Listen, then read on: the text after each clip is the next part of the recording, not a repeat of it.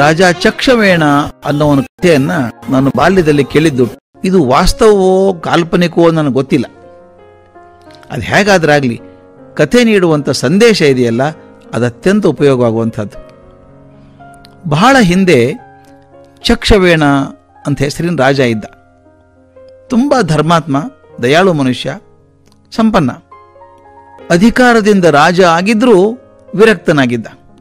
ರಾಜ್ಯದ ಹಣವನ್ನು ಸ್ವಂತಕ್ಕೆ ಎಂದೂ ಬಳಸ್ಕೋತಿರ್ಲಿಲ್ಲ. ನೋಡಿ, ರಾಜ ಆದವನು ತನ್ನ ಹೆಂಡತಿನ ಕರ್ಕೊಂಡು ಹೋಗಿ ಪುಟ್ಟ ಮನೆಯಲ್ಲಿದ್ದು ಕೃಷಿ ಮಾಡ್ತಿದ್ದಂತೆ. ತನ್ನ ಹೊಲದಲ್ಲಿ ತಾನೇ ಬಿತ್ತಿ ಬೆಳೆದ ಧಾನ್ಯಗಳಿಂದಲೇ ಜೀವ ಪೋಷಣೆ ಮಾಡ್ಕೋತಾ ಇದ್ದ. ಒಂದೊಂದು ಬಾರಿ ಯಾವುದಾದ್ರೂ ಎತ್ತಿಗೆ ರೋಗ ಬಂದರೆ ಅವನ ಹೆಂಡತಿನೇ ನೊಗಕ್ಕೆ ಹೆಗಲು ಕೊಟ್ಟು ಸಹಕಾರ ಮಾಡ್ತಿದ್ಲು. ತಮ್ಮ ಹೊಲದಲ್ಲೇ ಬೆಳೆದಂಥ ಹತ್ತಿಯಿಂದ ನೂಲು ತೆಗೆದು ಬಟ್ಟೆಗಳನ್ನು ಮಾಡ್ಕೊಳ್ತಾ ಇದ್ರು. ಅವ್ರ ಸಾದಾ ಜೀವನ ಸದಾಚಾರಿಯಾದಂಥ ರೈತನ ಜೀವನದಂತೆ ಇತ್ತು. ಪ್ರಜೆಗಳಿಂದ ವಸೂಲು ಮಾಡ್ತಿದ್ದ ತೆರಿಗೆಯನ್ನು ಸಂಪೂರ್ಣವಾಗಿ ಅವರ ಅಭಿವೃದ್ಧಿಗೆ ಬಳಸ್ತಾ ಇದ್ದ. ಅವನನ್ನು ಜನ ಧರ್ಮದ ಅವತಾರ ಅಂತ ಭಾವಿಸಿದ್ರು.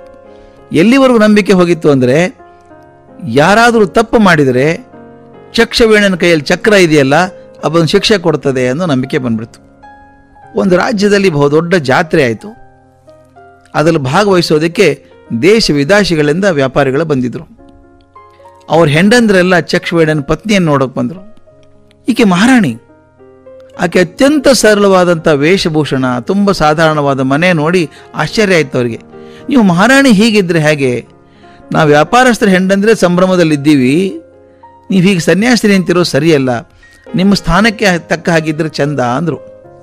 ಈ ಸುಳ್ಳನ್ನು ಮೇಲೆ ಮೇಲೆ ಹೇಳ್ತಾ ಇದ್ರೆ ಸತ್ಯ ಅನ್ನಿಸ್ಬಿಡುತ್ತೆ. ಅವ್ರ ಮೇಲೆ ಮೇಲೆ ಹೇಳಿದ್ರಿಂದ ರಾಣಿಗೂ ಅನಿಸ್ತು.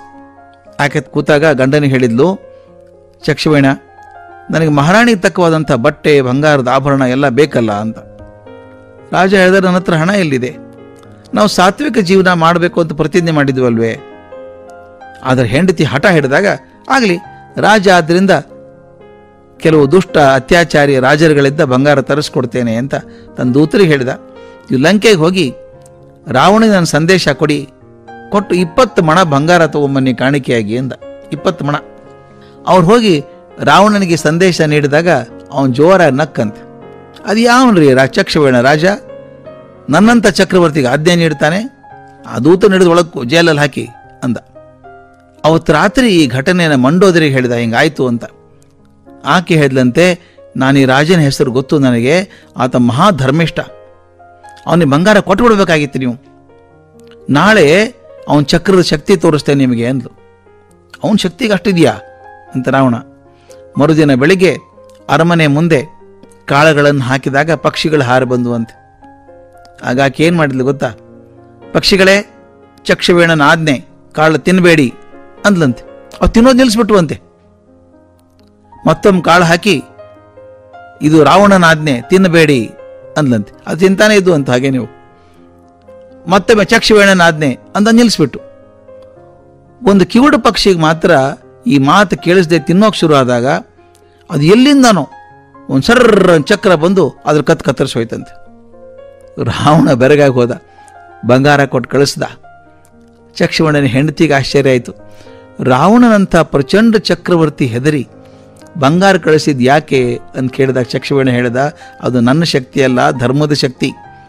ಯಾವಾಗ ನಿರಪೇಕ್ಷ ಬುದ್ಧಿಯಿಂದ ಪ್ರಾಮಾಣಿಕವಾಗಿ ಕೆಲಸ ಮಾಡುತ್ತೇವೋ ನಮ್ಗೆ ಗೊತ್ತಿಲ್ಲದ ಹಾಗೆ ಶಕ್ತಿ ಬರ್ತದೆ. ಒಂದು ಸಲ ಏನನ್ನಾದರೂ ಯಾಚಿಸಿಬಿಟ್ರೆ ಶಕ್ತಿ ಬಿದ್ದು ಹೋಗ್ತದೆ. ನಿನಗೆ ಯಾವುದು ಬೇಕು? ಈಗ ನಾನು ರಾವಣನ ಕೇಳಿ ಬಂಗಾರ ತರಿಸಿದ್ರೆ ನನ್ನ ಶಕ್ತಿ ಬಿದ್ದು ಹೋಗುತ್ತೆ, ಯಾವ್ದು ಬೇಕು ನಿನಗೆ ಅಂತ. ತಕ್ಷಣ ಮಹಾರಾಣಿ ಎದ್ದು ಬಂಗಾರವನ್ನು ತಂದು ಮುಂದಿಟ್ಟು, ರಾವಣನ ಕಳಿಸ್ಬಿಡಿ, ಇದನ್ನು ಸಾತ್ವಿಕ ಜೀವನನೇ ಮಾಡೋಣ ಅಂತ ಇದ್ರು. ಚಕ್ಷವೇಣ ಸಂತೃಪ್ತಿಯ ನಗೆ ನಕ್ಕನಂತೆ. ಈಗ ಜನ ಸಾತ್ವಿಕವಾದಂಥ, ನಿರಪೇಕ್ಷವಾದಂಥ ಸಾದಾ ಜೀವನವನ್ನು ಹೇಡಿತನ ಅಂತ ಭಾವನೆ ಮಾಡೋ ಹಾಗಾಗಿದೆ. ಆದರೆ ಅದರ ಶಕ್ತಿ ತುಂಬ ದೊಡ್ಡದು ಮತ್ತು ಶಾಶ್ವತವಾದದ್ದು. ಅಧಿಕಾರದ ಅಟ್ಟಹಾಸ ಕೆಲವೇ ದಿನಗಳದ್ದು. ಇಡೀ ಮಾನವ ಇತಿಹಾಸವೇ ಅದಕ್ಕೆ ಸಾಕ್ಷಿಯಾಗಿ ನಿಂತ್ಕೊಂಡಿದೆ. ಯಾವುದನ್ನು ಬೆಂಬಲಿಸಬೇಕು ಅನ್ನೋದು ನಮ್ಮ ಧರ್ಮಕ್ಕೆ ಬಿಟ್ಟಂತ ಮಾತು.